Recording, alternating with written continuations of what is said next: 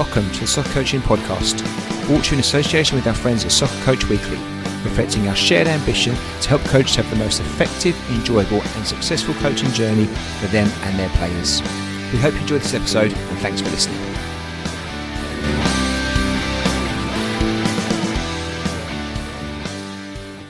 Hi Carl, welcome back to Soccer Coaching Podcast. How are you? Hi Scott, yeah, really well, thanks pal. Thanks for inviting me back on again. It's good to well with you. Yeah, very good. My end as well. Thank you very much. It's good to see you again. We were talking very briefly before. I can't believe the last time we spoke was nearly 2 years ago. Yeah, so it's unbelievable. Time absolutely flies by, mate. So yeah, really surprised as well when I looked to see when I last spoke. Obviously, it was October 2020. So yeah, good to get back on though. Really well, it was different times as well, right? Because that was obviously, things had changed a bit then, which maybe we'll mention or not, but things were definitely a bit different then. But you were doing some great work back then, and we'll talk about what we spoke about then in a little while. But it'd be great to have a catch up and see how things are going. We'll talk about things you've done since then, and obviously the new book that you've got out as well, which we'll get onto in due course. But for those that maybe didn't listen to the episode previously, shame on them if they didn't. But maybe some missed it. Do you mind just a brief update about kind of your background, your journey, and what it is you currently do? Yeah, absolutely. Currently, my main role is with a university called UCFB, which we deliver football-specific degrees and master degrees. So that might be football finance, or it might be marketing within the football industry and so forth. But a particular part that I look after is the football coaching management course. So that's run at the Etihad campus and the Wembley campus that we have. So I look after the Etihad campus up in Manchester. So I think it's about 5 years I've been there now. So that's my main role. And then alongside that, I'm also a FA coach developer, as we're called now. So been doing that now for about 5-6 years. So previously that was looking after delivering on the FA Level 1 and FA Level 2 courses. They've changed recently in the last year or so. So I just deliver on the UEFA C courses now, which replaced the old Level 2 courses. And then alongside that, I'm also at Chester Football Club. So I look after the junior programme. I think we'll touch upon that a little bit more detail as we go throughout the chat, pal. So I won't go into too much at the moment in regards to that. So in terms of beforehand, how I've got there, started coaching around I'm trying to think now. You always use me lad's age as how we look at it. So about 18 years now, because I started off when he went into grassroots football and just helped out as a lot of people do, just help the local grassroots club out with a bit of coaching. Just got the bug, enjoyed it, and just progressed a little bit in terms of qualifications and getting experience. And then eventually just thought I'd try and get a bit of a career out of it. So quit my job, went back to university, got a degree, managed luckily to get into a job in a college, an FE college, and did some teaching there for around about 5 years. And then from there moved on to the lecturing at the university. And then alongside that, I just got as much experience as I could coaching. So I started off, did a lot of work in the girls programs. So I started off at Crewe in their girls program, went and did a couple of years at Stoke City with them. And then just before my role at Chester, I was at Manchester City for about 5 years, where I did some coaching and also took on a role of the foundation phase lead at Man City as well. So that was a really good time. Did some work for Manchester United in their football schools and so forth. And then, like I say, I also managed to get the role at the FA. So quite varied in terms of what I've done. Just I like to do little different bits and so forth. That's why I don't like just having the one role. I like to try and get out and do a few different things. I think it just helps you with the other roles as well. So the stuff at Chester and stuff at the FA feeds into what I do at UCFB as well. And then finally, alongside that, just started getting into writing books. So I had my first book published last year, and my second one's literally just come out a few weeks ago. So that's me in a nutshell, hopefully. That's a great summary. Brilliant, Carl. Well, a couple of quick questions, that's okay. When we spoke last time, I don't live too far from Wembley, so I'm aware of the campus that's closer to us. Obviously not the one near Etihad, but the one nearer to us. How's the courses going? I can imagine there's good demand for the programs, but have you found that? And is it increasing over the last couple of years since we spoke last time? Yeah, obviously we had a little bit of the issue like everyone else did with COVID and so forth. Obviously, especially our degree, it's very practical based. Yeah. So that obviously had an impact on students' journey during the course, and how it impacted them as coaches and so forth. So we had that challenge, but it's increasing. The university is increasing massively in terms of numbers each year. So we're increasing the amount of courses that we have. The particular one that I look after, it is very well received. It's by far the biggest course of a university. A lot of people are obviously interested in coaching and the management side. So across the 2 campuses, we probably get close to around about 200 students each year coming in on the first year program. And it's going well. Yeah, we've got some. I think the best thing about it is probably just the staff we've got.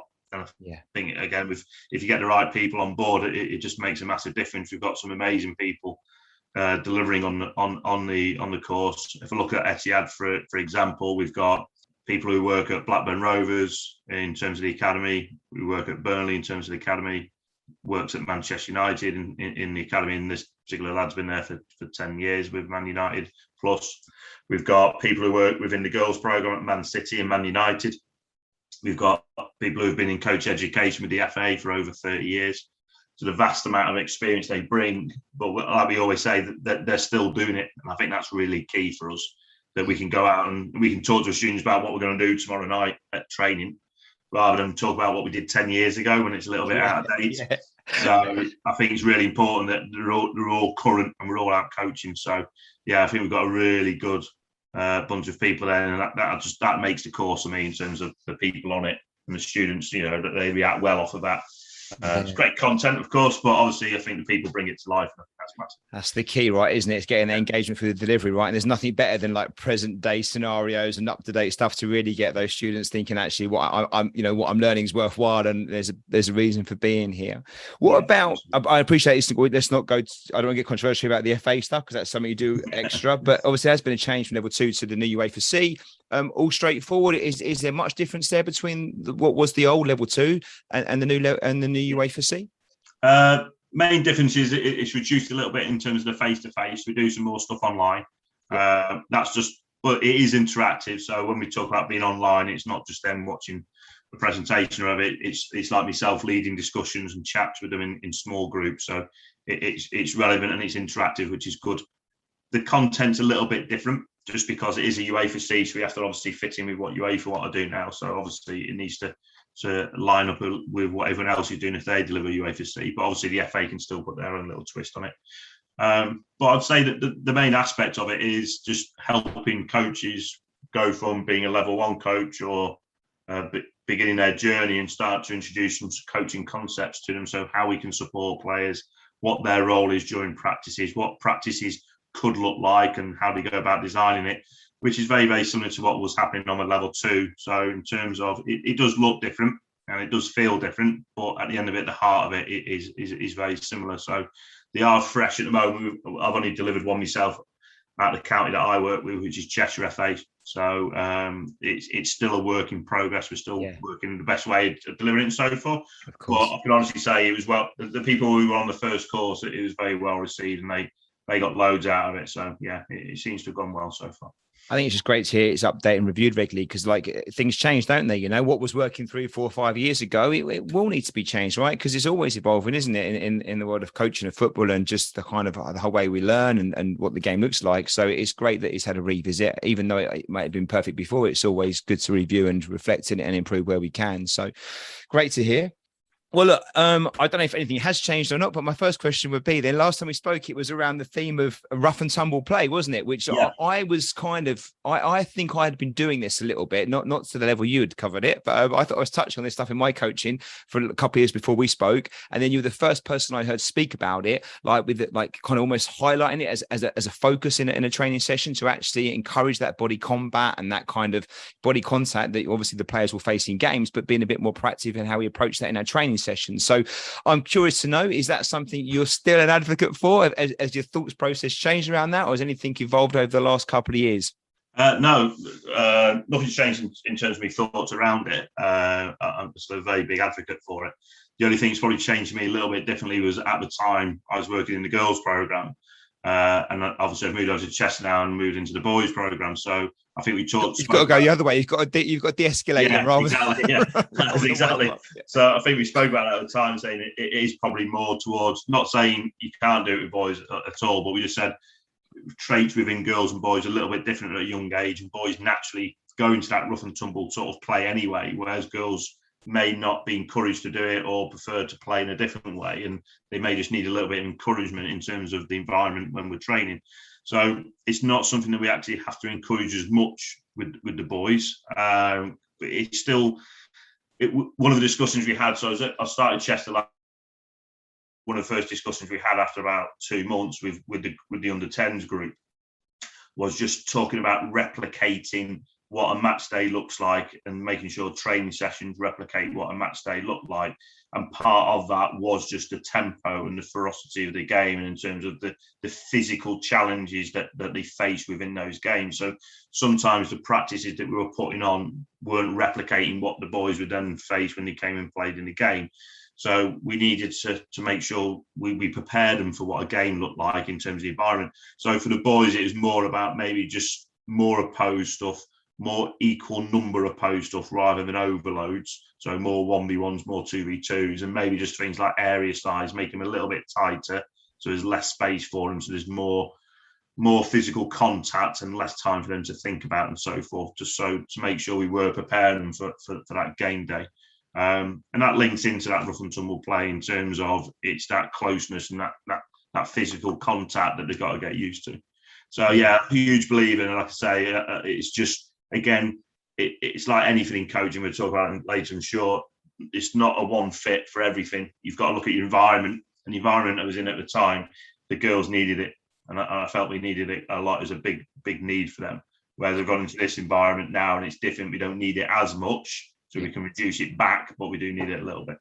Well, I'm sure there's coaches out there listening, boys with the coach, boys or girls, that will have those players in their teams that, maybe that's not their strength, right? They might be very technically gifted players or have other attributes they bring, but maybe the rough and tumble side, the body combat side isn't their key. What I'm noticing, Carl, and I don't know if this is something you'd have seen or not, or you agree, but we've had younger ones from under 6s up to under 11s now. And I've got my older boys team now that are under 14s, and I wasn't involved with them until last season. Right. And the physicality, the game becomes much more physical. I guess I'm saying it's physical when they're under 6 and under 7s, but under 14s and 15s, it really is a battle, and you have to earn your right to play. So we've got some wonderfully gifted players that are really good on the ball, but if they're not willing to kind of do the outwork bit and get stuck in, they don't get a chance to show their skills off. And that becomes harder as the age groups go on. That's what I've seen. Is that something that you've seen as well? Or is it not a case it's the same the whole way through?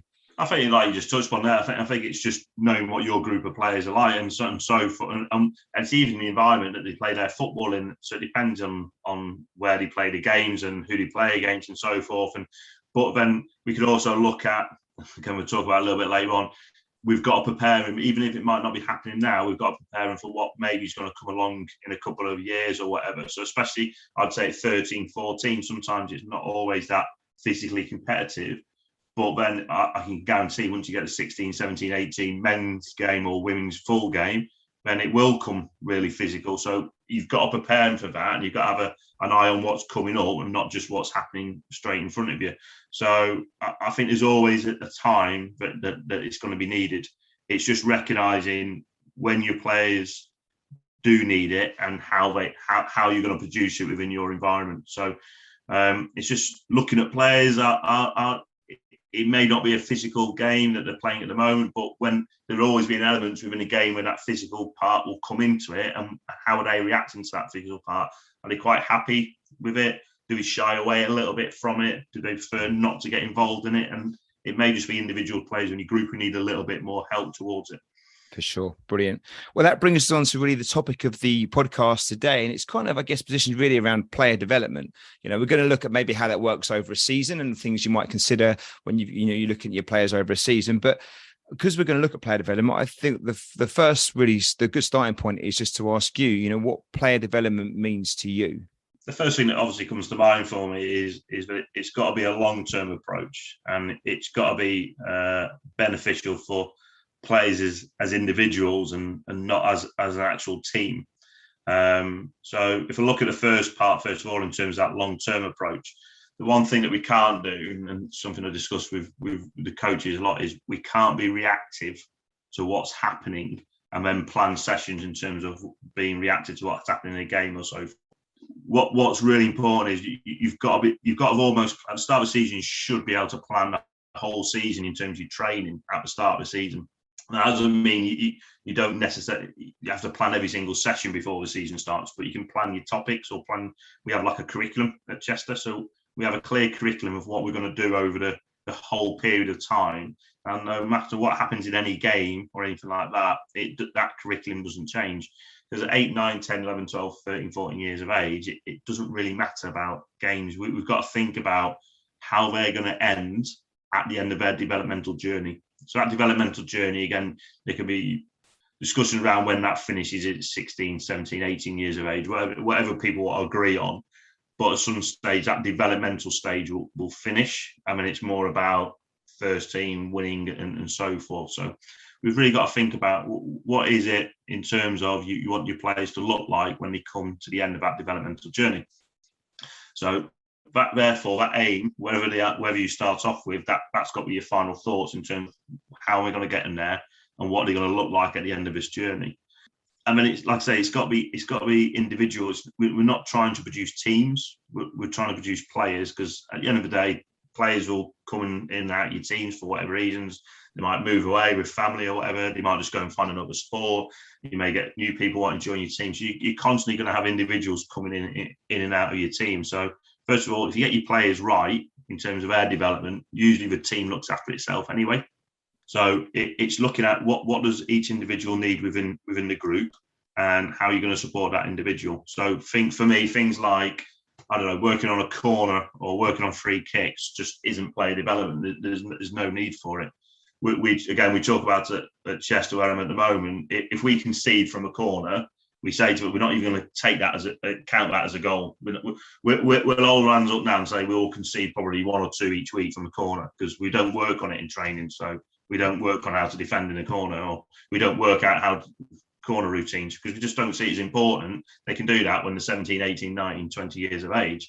So we're just going to concentrate on everything in terms of what it is to help them make them a better player. And then the final bit is just recognising in terms of it, how to actually develop it and build upon it each season, in terms of recognising what we need at the start and then what we can do next after you've got through that first phase, and what you can do next, and just keep building those blocks on top of it. And then hopefully that final block will be towards the end of the journey. And that's when you get them to be the type of player that you really want them to be when you started 10 years ago or whatever it may be.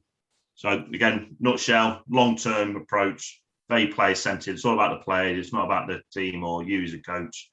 And that's the main focus for me. I love the comments around the corner stuff, like you're going to spend your time focusing on things that are important, right? So if we're going to spend half an hour practicing defending a corner or scoring from a corner, that's half an hour we're not doing stuff that actually can make a significant difference. But most importantly about that is the fact that you can see through that when it happens in the game, right? So rather than getting frustrated or annoyed by the fact you consider the goal, so it doesn't matter. That's on us as coaches. We're not right about that. So let's keep playing our football and do the things that we think are important. What about position specific then? Because this is the thing I'm challenged with now. Again, I think because as the players get a bit older, you start thinking about, okay, when do we talk about being really good at a job on a pitch individually? So, we've kind of created a lot, I'll say, generalists at our under 11s team. You ask them now where they play, they wouldn't be able to say where they play still in the most part. They kind of all do everything, which is fantastic. It's nice to coach that way because the players just play and we encourage everything. Obviously, the older boys, the under 14s that we've got now, it is more position specific. We've got centre backs and we've got left wingers and we've got a new player that's coming. It's only played up front, So, what's your take on that? Is it something as part of that learning, that player development? And if so, what age would you kind of consider maybe position specific coaching? Yeah. For me, you can't predict where they're going to play, and I have a huge thing on that. It's just impossible to know at a young age of 8, 9, 10 years of age where they're going to be in 10 years' time in terms of their final playing position. It's impossible. And I use the best example I can use without naming names, and this has got nothing to do with my coaching, by the way, either. I've had contact and I've had coaching time with 2 current England international players in the women's side who are both goalkeepers.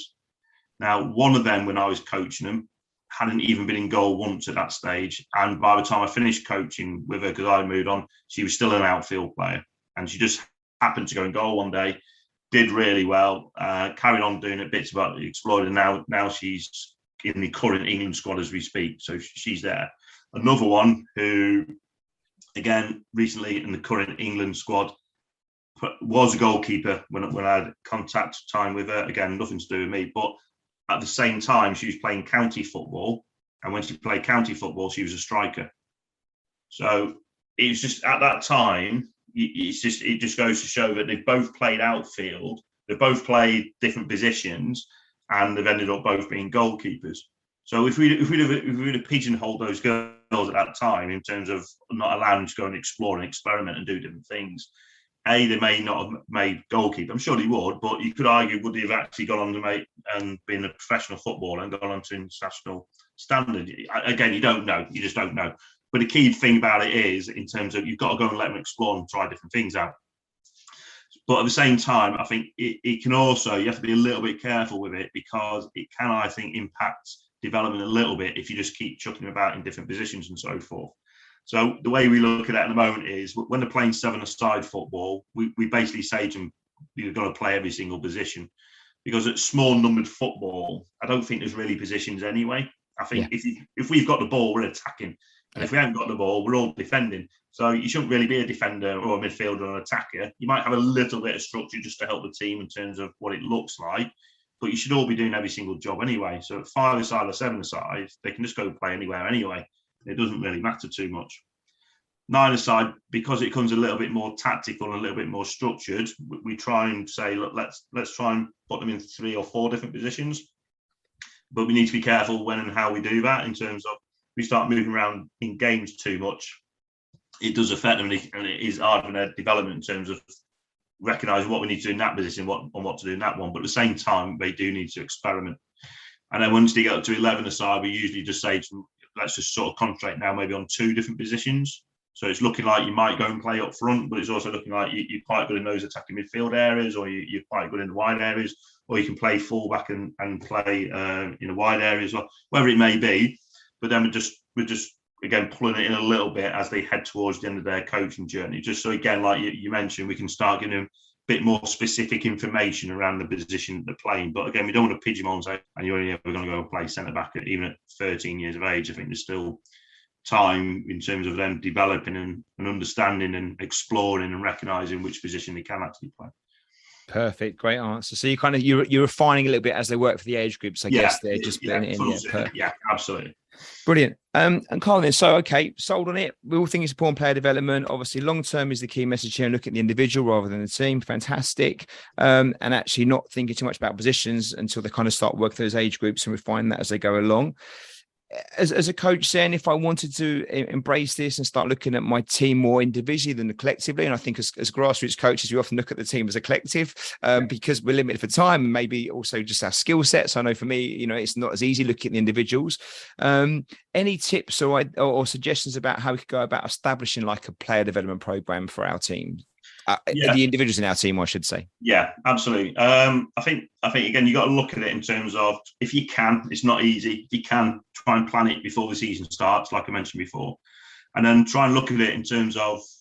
I also try and look at it like as if they're at school, in terms of like a curriculum at school. So if we look at them dead basic in terms of maths, they go through maths, they do a little bit around addition, then they go and do a little bit around subtraction and multiplication and so forth. So there's 4 or 5 key bits to maths, and they look over them throughout the whole year at a young age. So where we're at the moment, I've introduced a 6-week curriculum, and then we break that curriculum down. So there's a 6-week cycle that they go through, and then after the 6 weeks it starts again. So for us, because this is what we want them to work on, we have a build-up week. So how to obviously build up attacks. So that might be first third of the pitch and the middle third of the pitch. Then we do a creative week. So i.e. the finishing part of it in terms of how we might score goals and so forth. We do a out of possession week. And then we do 2 weeks of transition. So 1 week on having just won the ball, and then 1 week having just lost the ball. And then the final week, the 6 weeks, we have a free week. So that's then for the coaches to go, do you know what? I just need to go and revisit this one a little bit more. because that's what most players within the group probably need a little bit more work on. So that 3 week is to be clear, it's not where you go, let's go do corners and free kicks again. You go revisit one I was going to say that. You go watch ones. all the coaches out there doing their heading practice and defending set pieces. You go, no. So, yeah, they have to go and visit one of the previous 5 weeks. So they can do that, but they get to choose that. And then within each one, they have topics that we cover within that curriculum. So for example, if we go build up for that first week, there's a list of topics that they can go and look at. So one might be receiving to play forward, one might be forward passing, but most of it, nearly everyone will have 1v1s in it, because even in build up, you're going to come in a 1v1 situation, especially in the modern game of football. So and then in creativity, there's combination play or finishing or whatever it may be, and so forth. So again, the coaches, we're not saying this, you've got to do running with the ball this week, and so they get to choose which one they want to do. We just say to them, just try and cover each topic throughout the whole season. So if you can get that and you just keep that cycle all the time, what it will ensure is then that the players will cover nearly every single topic that you want them to throughout the season. So again, it's not being reacted to it and saying, oh, we really need to work on the passing. At the end of the day, they need to work on the passing, but they're also going to need to work on the dribbling. They're also going to need to work on the turning. They're also going to need to work running with the ball, etc., etc., etc.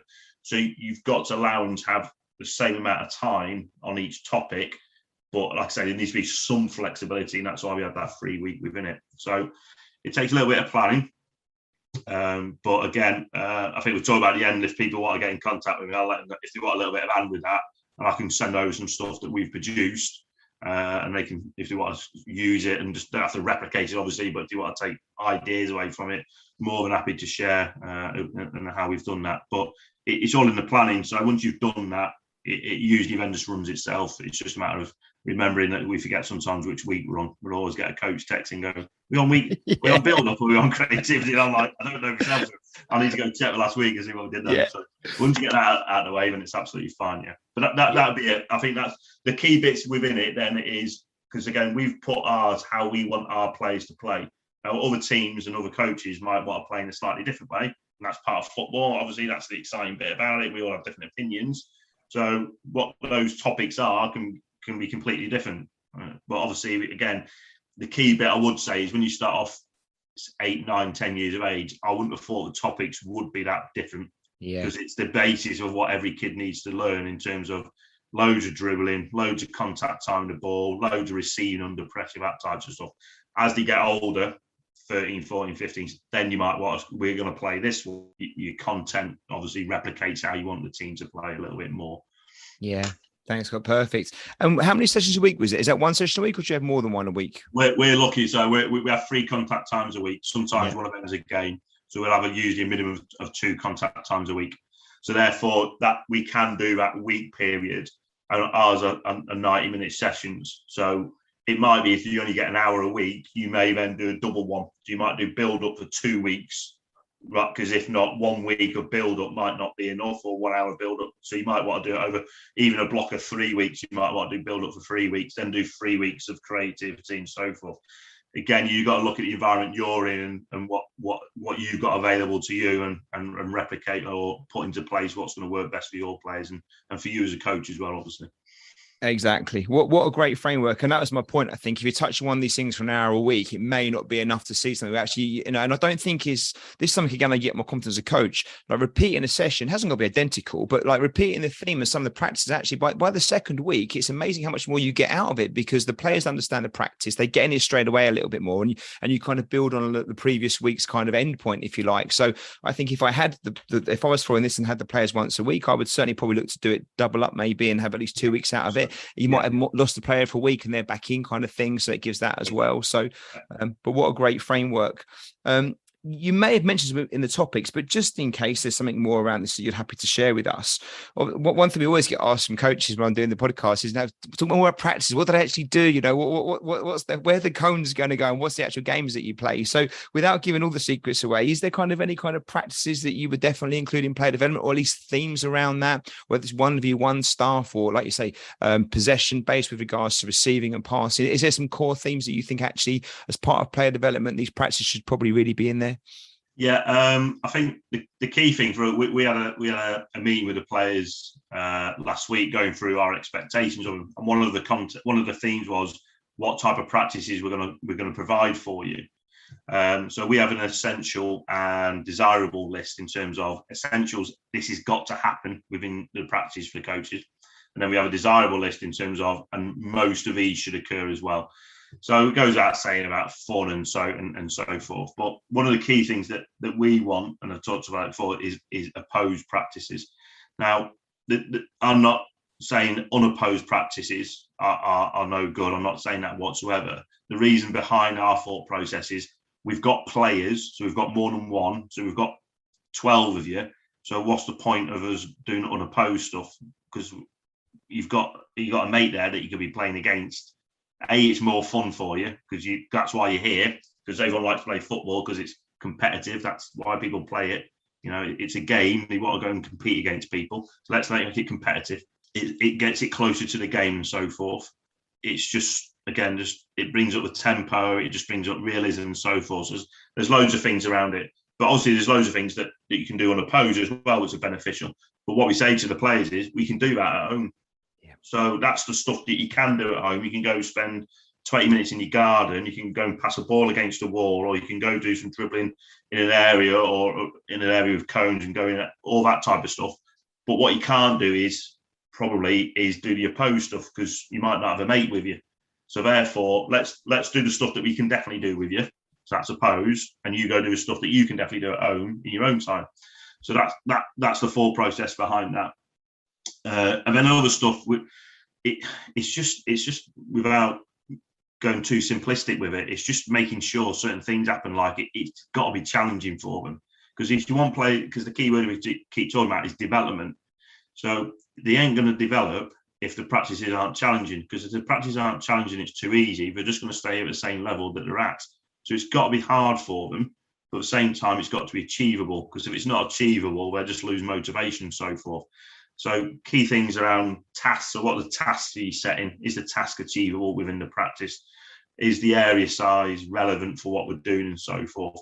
So a big one for me that I've spoke to coaches about quite a few times from when I put my FA hat on, if we're doing like a pressing practice, your area size is key, because if it's too small and they're actually getting success out of pressing just because of the area size, it's got nothing to do with how they're pressing or how the technique they're using or the decision making that's going through them at the time. They're winning it because the area size is small and the other team's just finding it hard to keep hold of the ball. But at the same time, if it's too big, they're just going to lose motivation because there's no way they can actually press the areas. The spaces are just too big. So things like just basic key things around area size are really important. So massive advice for me with coaches is put a practice on it and just watch it and just have a look what is actually happening and why is it happening. So they are winning the ball back, but why are they winning the ball back? Are they winning it because they're pressing really well as a unit, or are they winning it back because the other team can't keep hold of it? So, and then once you've done that and recognise exactly what's happening in front of you, then you might need just to make some changes. So change the area size and so forth.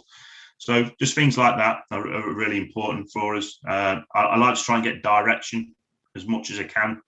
I think, again, it's an invasion game, football. So the whole purpose is getting from your end to the opposition end, just like every other invasion game.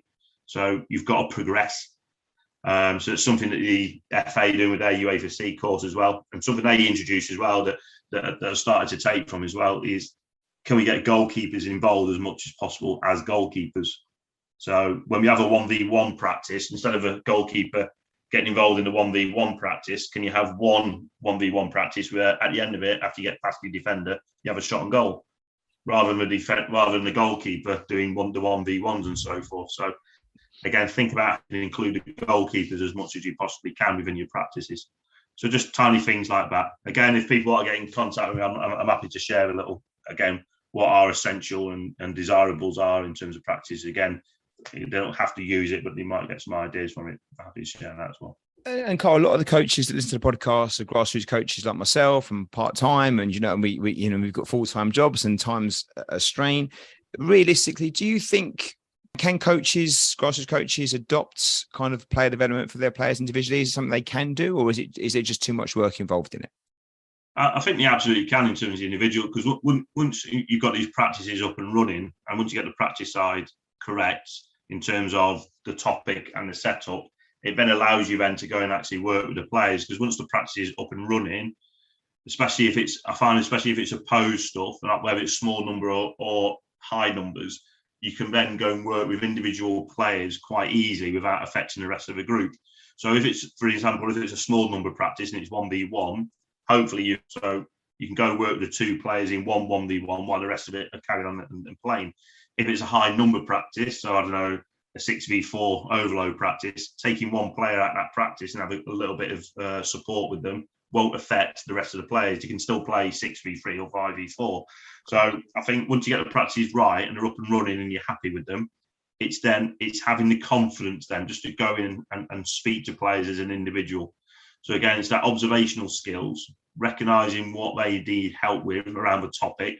So if we look at receiving to play forward that we touched on a little bit, is it the checking of the shoulder to make sure they're in the space? Is it their body position in terms of opening the body up? Is it receiving using the back foot because they want to keep using the right and they're not happy using the left? Whatever it may be, identifying what it is they need a little bit of help with, going in, checking and making sure with them that they understand what it is they should be doing. So a bit of Q&A. And then a massive thing for me that we forget to do quite a lot is then to check learning afterwards. So we might go to Johnny or Julie, just remember to check your shoulder next time before you receive the ball. We let them go back into practice, but then we go off and go look at somebody else and we don't know whether they're actually doing it now or not. So they either need praise then to say, you've done it, fantastic, well done, just saw you check your shoulder, brilliant, keep doing it. Or they might need a gentle reminder. So again, John, Julie, what did we just speak about? What do you need to do? Check your shoulder, right, off you go, watch, brilliant, fantastic, and I can go look at another player. So it's a little bit of a process. It's confidence. It's a lot of it's about confidence as a coach. It's difficult to go and step in and do that, but I think it's definitely achievable in terms of, again, you don't have to. We've all got knowledge around the game, and that's why we're coaches. You know, obviously, some people have more knowledge, and that's why they're in the Premier League, etc. But we have basic knowledge about how to do certain stuff within the game, and it's just helping the players. And instead of just speaking to the group all the time, and recognise what specific part of the practice or topic they need help with. And one thing that coaches often have is maybe some support with regards to like an assistant coach or a co-coach. How key can that be with regards to player development, and how might they work together as coaches to support individual player development? Yeah, it's something else we're lucky at Chester, so we've got 2, sometimes 3 coaches per age group, and I've a real emphasis on this season about utilising that second coach or that third coach. So for me, the first coach or the main coach runs the practice, so sets it up and runs it. And then the second coach, they can have a different way. There's different ways in which they can actually then go and support it. So for instance, they might be going around and pulling individual players out and helping them. They might be, what we say is managing or coaching against the topic. So if we're coaching and progressive passing or penetration, when the other team's out of possession, we might be helping them to stay a little bit more compact and structured to make it hard for that penetrative pass. So we can go and coach against the topic, which then makes it more challenging for the opposition team. We might put on individual smaller practices. So if we're doing if the main coach practice doing that squad practice is 6v4, the assistant coach or the other coach, whatever you want to call them, might have a 1v1 practice alongside it. So every 5-10 minutes, 2 players come out of the main practice and come into that little practice, the 1v1, and they run that, which is linked into the main topic. Because again, if we talk about play development, the smaller the number of the practice, so i.e. 1v1s, 2v2s, the more emphasis there is on individual players. You can go and hide a little bit in a 6v4 or an 8v6, whatever it is. You put in a 1v1 or a 2v2, there's no hiding. So they have to, it's challenging for them and it's difficult for them, but that's, again, how we develop. So again, we're trying to introduce that at the moment in terms of those small 1v1 practices next to the main practice in terms of that. So yeah, loads of ways. If you're lucky to have a second coach or third coach even, 100% think about, again, it goes into that planning. So the key bit is that communication between the coaches. If I'm the main coach or I'm leading that week, this is what I want to get out of the topic. I want them to be able to do this. So if you ever go and speak to a player, that's the key messages that we just need to keep getting across to them. because if not, you might be getting a little bit of conflictive information about what I'm trying to get across, and then it gets them all confused, doesn't it? So, but yeah, 100%, they can definitely be used. One of the things on that I think is really good that we've started doing more recently as a group of coaches is we kind of always have a conversation around whoever's leading the sessions, like what does great look like for us today? So what will great look like? We might necessarily always agree what great looks like, but that doesn't matter. The important thing is that the lead coach is looking for that. So then we know how to support. We can have a conversation before the session. So we're on the same page, and we tend to agree, and we get there in the end. But it just means that actually my version of great isn't different to what the other coach's version of great is. So we're recognized in the same thing. So I think having that picture, that definitely helps. How would you measure success then, or so I say development in the players, and how often would you measure it? Is it something you revisit every 6 weeks as part of the curriculum, or do you look over a longer time? And is there a metric, or is it literally just a visual thing? Are the players getting it, and is it playing out in practice? I think the first thing we should all measure, whether it's whatever we're doing in terms of development and so forth, is are they coming and enjoying the sessions, and are they wanting to stay? Because I think if that's not happening, then you got to look at yourselves. What are we doing wrong here? Because they're not coming to it, they're not enjoying it. They're actually looking to go elsewhere and play football elsewhere, or go and play another sport. So the key thing is, first of all, are they enjoying it, and are they staying? I think it's very, very difficult, because it's one of them. We would talk about helping players reach their potential, but we don't really ever know what that potential is. Yeah, because exactly. What it's impossible. You don't know how good a player could be.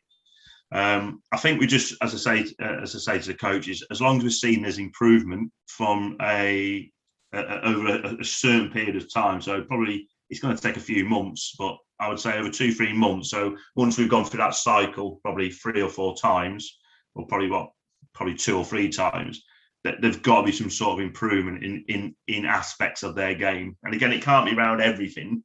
Yeah. And it can't be massive, but if they're, for example, if an individual player is now checking their shoulder a lot more than they were previously, then that's success. If they've got the confidence at least to dribble and take on players, they don't necessarily have to beat them, but if they're actually doing it again now, whereas before they just wanted to pass the ball on all the time, but now they're actually having the confidence to go and dribble, that's a massive improvement, and that's a massive tick.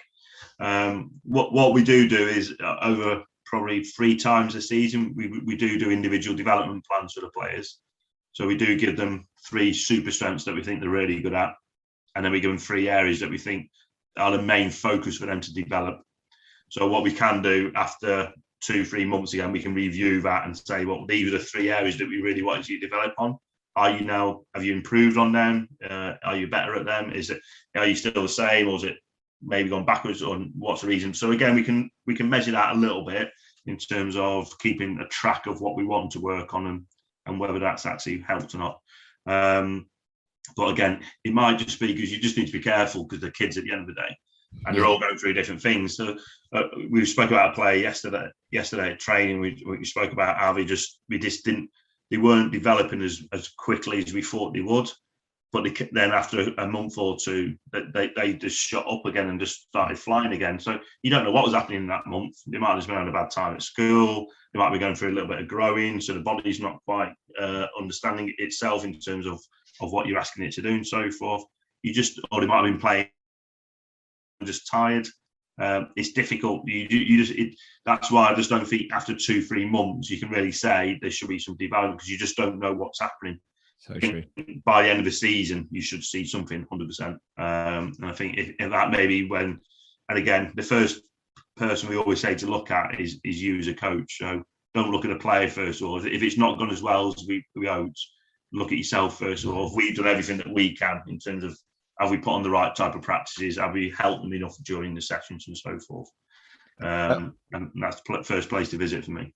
I remember having a player, I think it was under 7s or under 8, so a young lad, and he was one of our best players in the sense of work hard, great attitude. And almost for a whole year, his game just went backwards for a whole year. And, it was just strange. But it was almost the whole season, but then the following season he was back being that one of our best players again, and you could have easily made a knee-jerk reaction and we have a streaming system here, so move the player around, whatever else. But it just didn't.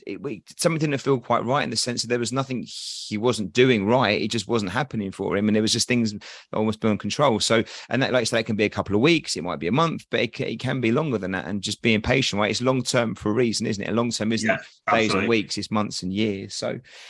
Brilliant. Well, look, Cole, the reason for getting you on the podcast to discover this key topic was just not just because your expertise over the last 18 years and everything that you've done around it, but also because the book that you've put out, which I'd seen you tweet about, and I have not read it, but I'm getting it, but it looks interesting. Can you tell us a bit about that? Sell it to us a little bit and what we would get from it when we buy it.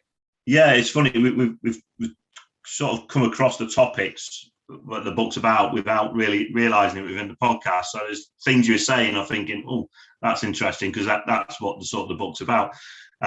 So basically, first of all, the main thing it identifies, and again, people don't have to take this as written, they can choose bits of it or not. I've come up with 15 topics that I think are essential within player development that all players should look at in terms of topics that they need to get better at in terms of their development as footballers. So basic stuff around short passing, we do forward passing, there's stuff out of possessions, we talk about the counter press, so how they react after they've just lost the ball and so forth. So cover and support in 2v2 and 3v defend, that type of stuff. There's 15 topics, first of all, that I look at, and there's a brief outline of why I think they're important in terms of development within footballers. But the main point of the book is to put forward the idea of we don't have to keep changing practices constantly, and we don't have to keep coming up with these amazing ideas for the players every single week.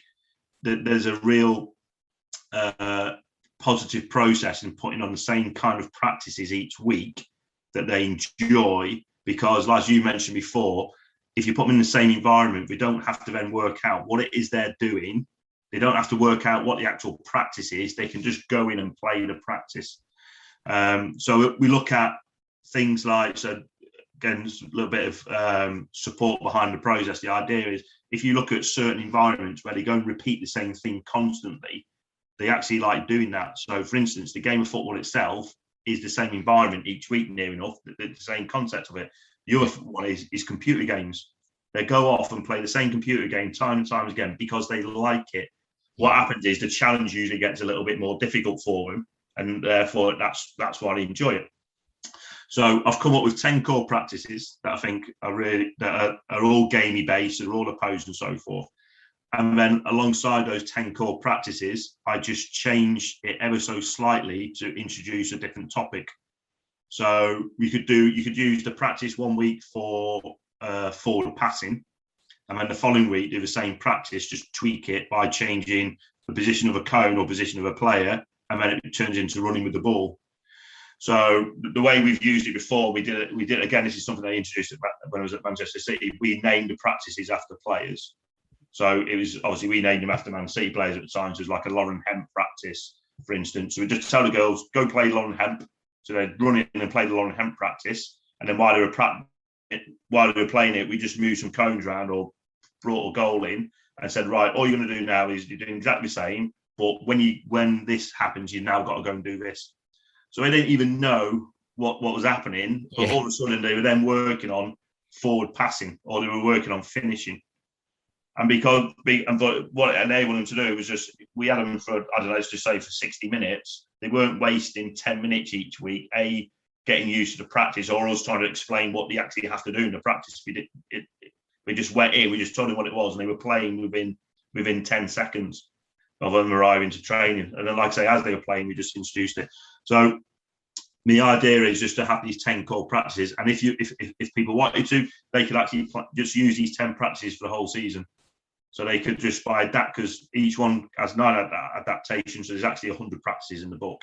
So there's the core practice and 9 slight changes to it, that gives you 10 for each one. Or they could just use it alongside a normal training session. So they could introduce a couple of them within their training and also have their own ones that they like to have themselves. Or they might even come up with their own core practice, which would be amazing, and they come up with their own adaptations. The idea is that you don't have to have amazing, complex practices. just put them in something that they enjoy and that they recognise and they fight and we know what we're doing in, and then you can concentrate on the actual coaching side. And then alongside it, then obviously I'll put down, so if it's running with the ball, I'll put down the coaching points of what they should be doing, how the practice influences them to run with the ball, and then what you should be looking at as a coach to support the players who are in the practice. God, it sounds awesome. And again, with the podcast, I'm quite selfish. I always pick up things that relate to me at the moment in time. So, and this was one of those. When I saw you tweet about it, I was like, this is exactly what I need. We put a curriculum together, which is a bit different, sure. So it's over 6 weeks. We have 4 weeks. So the first week we do dominating 1-1 with the ball. So just don't with all. Then second week is dominating without the ball. So how do we get it back? Yep. Third week, we call it playing clever together with the ball. So as a team, how do we work together with the ball? And then fourth week is playing clever together when the other team's got the ball. So how do we press things like that? And like you say, we have those 4 themes. Then week 5 and 6 is what we call games weeks, where we try and put it all together. So a bit similar to what you've done, but a little bit different. We have the players once a week. And what I found is by doing it, and we did it the whole of last season, repeated this, and the players seemed to really enjoy it. And we just made up some games around it that shone a light on some of these things. But I was trying to think each week of another game to play, a different one. But the boys loved the one from before. So we've just stayed with it. And I created a new game and the boys would say, we want to play skills, pay the bills or whatever else. And and you didn't have to do it, reinvent the wheel again. And the level goes up so much more and you get more game time because the players just get straight into the session.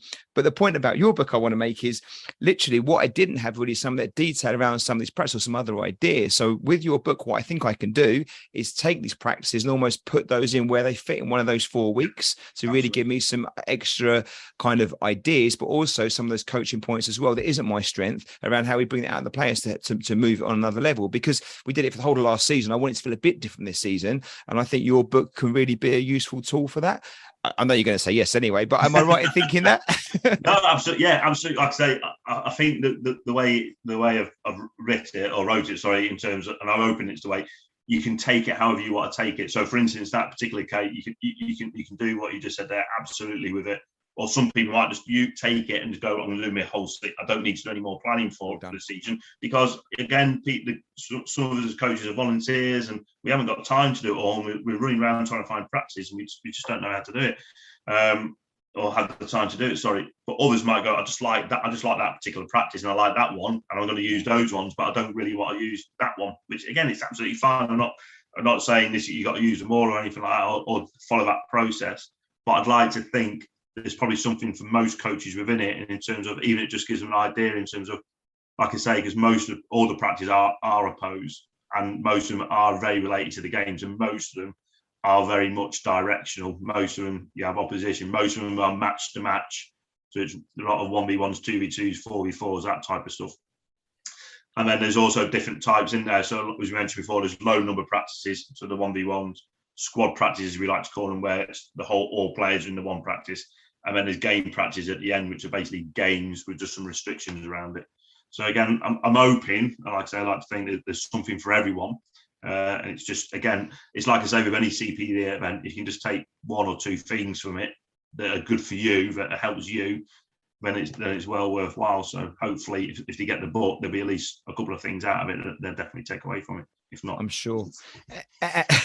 I'm sure there will be. And age and ability. I mean, again, we often talk to coaches that kind of work with strong players and therefore they kind of have, they see it through that lens, but we don't all work with strong players and we can have quite a wide range of players' ability. Would the book work for all types of ages and abilities? Yeah. So again, each practice will come along with like 4 or 5 different progressions. So again, they don't have to be progressions. For some people, they may be the starting points. So a progression might actually be the starting points. You can introduce that straight away. Whereas for other people or other players, you may need to start off with where it is at the moment.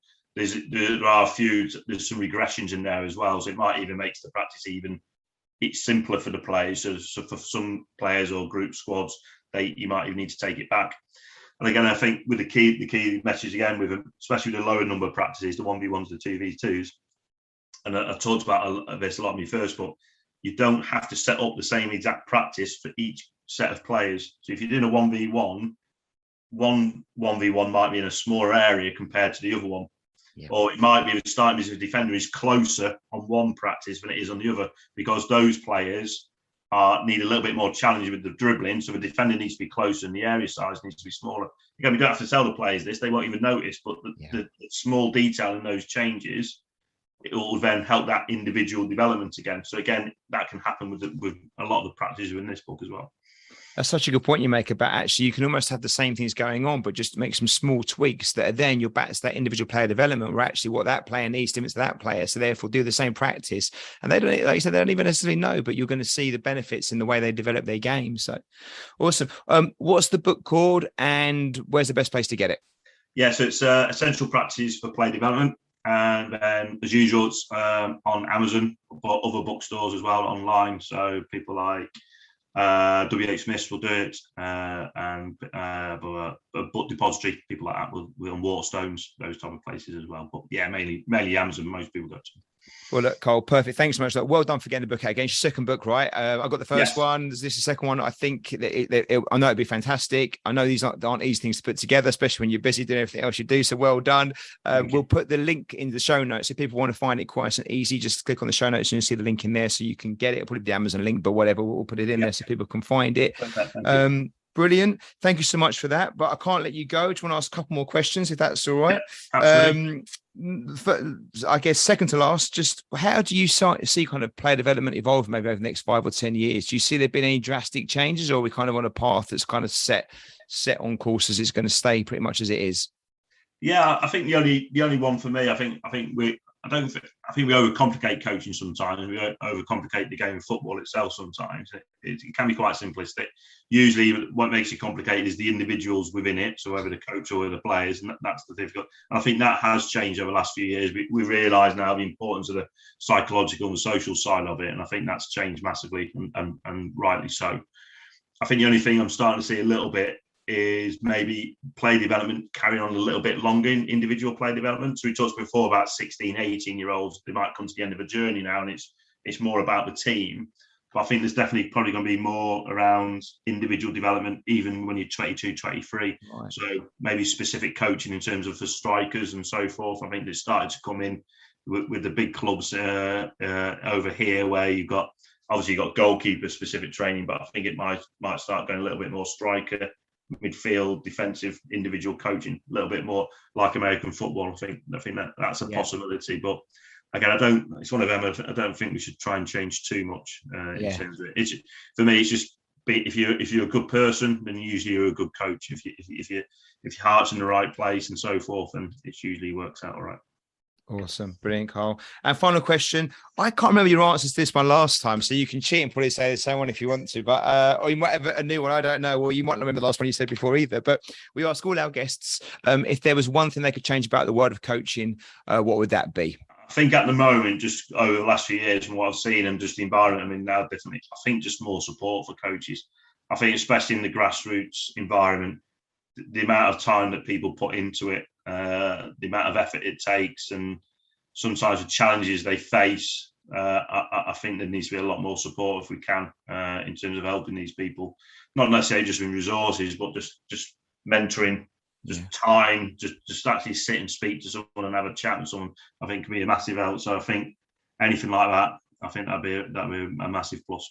Yeah, perfect. Thanks, Carl. You can't get too much of that, can you? Any sport's always welcome, you know. I think we've improved. I've said it time and time again. I think over the last 5 or 10 years, what I've noticed tangibly is there's been a massive improvement in the way that players are coached, I think, from grassroots coaches. I think that's got a lot better. You know, I think coaches tend to understand about maybe taking a more games-based approach and thinking about the players' interests and stuff. What I haven't seen improve dramatically in some ways, I think it's got worse, is the match day experience. I think that is kind of, is an issue. I think COVID has its parts to play in that. I think for some reason it hasn't come back all pleasant. It's come back almost more ramped up and more anxious, which is a bit of a shame, but it'd be great to get support, and that for all of us. Like, I mean, not about necessarily having what's right and what's wrong, but just having conversations around that and asking the right questions, and at least agreeing on the questions that need to be asked if you don't agree on the answers, So Carl, thank you so much. Awesome again. Much appreciated. I'm sure listeners will get loads out of the conversation, loads out of the book as well. If they want to find out more about you, your work, or reach out to you, is that possible? And if so, what's the best way of going about it?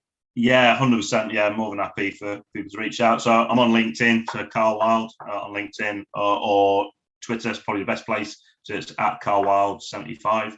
So as I mentioned before, if anyone wants to message me on there, just direct message me if you want to look at some of the resources that are produced for Chester in terms of that training curriculum and so forth. More than happy to share bits and bobs of it. Not a problem at all. Top man. We'll put those links in the show notes so else people can find you nice and easy. So you're going to get hounded now. Look, because you're not busy enough. And your plans? Anything drastic, or is it just business as normal for the next few months? Yeah, definitely business as normal. Yeah, so obviously just 2 books in 2 years was quite challenging. So I'm not doing a third one yet. I might just have a bit of a rest. So yeah, fully concentrating on Chester, UCFB, and the FA part as well, because obviously, especially the FA, the C license being new. Need to get my head around that a little bit more, and supporting the students and supporting the players and coaches at Chester as well. So yeah, fully focused on them. Well, awesome. Thank you so much again. Best luck to you. Best luck to everyone at Chester and the university as well. And will you come back on again and do a third at some point?